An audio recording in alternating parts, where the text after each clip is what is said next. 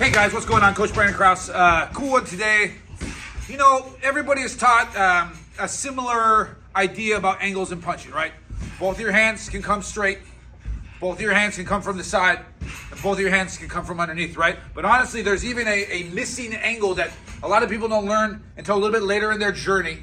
And that's the overhand right. That's coming from the top down. And that's what we're going to go over today. So the overhand right is an odd punch because it violates a lot of the rules that you have learned on all the other shots.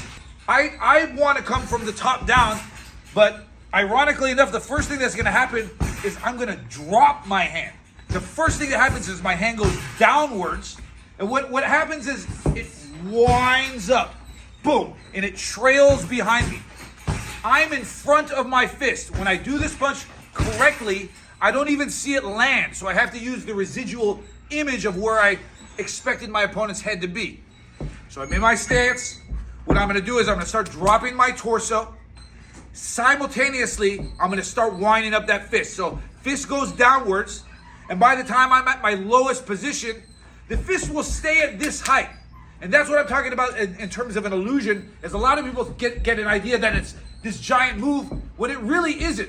My fist is starting at this height, and because I'm dropping, it stays at that height. It just seems like it traveled a heck of a lot more than it did. All right, so check me out from a profile. I'm in my stance. I'm going to drop that torso. I'm going to wind up that fist. Bah!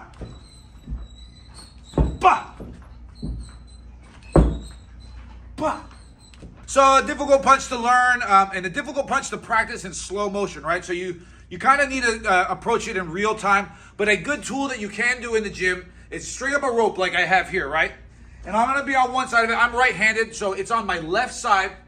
And what I'm going to do is I'm going to drop that torso like I was explaining. I'm going to wind up that fist like I was explaining. And I'm going to end up hooking this line. Think of like a slam dunk contest where they jump in and they're stuck on the rim. It's kind of what I want to recreate here. Bang! And end up in this position.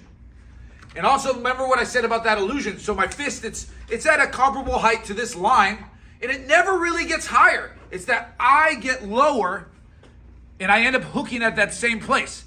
If I were to throw a straight right hand, it's at this height, and that overhand right also lands at that same height as the straight right hand. You don't want to hit your opponent on the top of their forehead. You still want to try to catch them in the chin. So like any punch in boxing, there's not one way for this to be thrown. There's a few different methodologies that you can go over to set this shot up.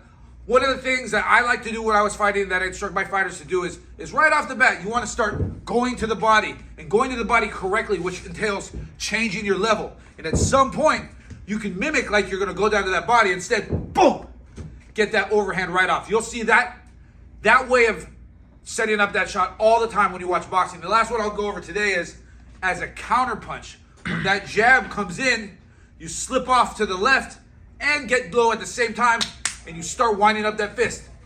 Bang! So that jab is coming, I'm gone, boom! And that right hand follows behind me. And it follows behind me after the fact. First I slip, then I throw. Slip, pump.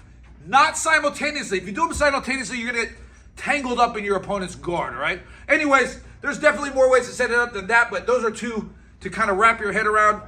Practice it. I hope you like it, and like and subscribe.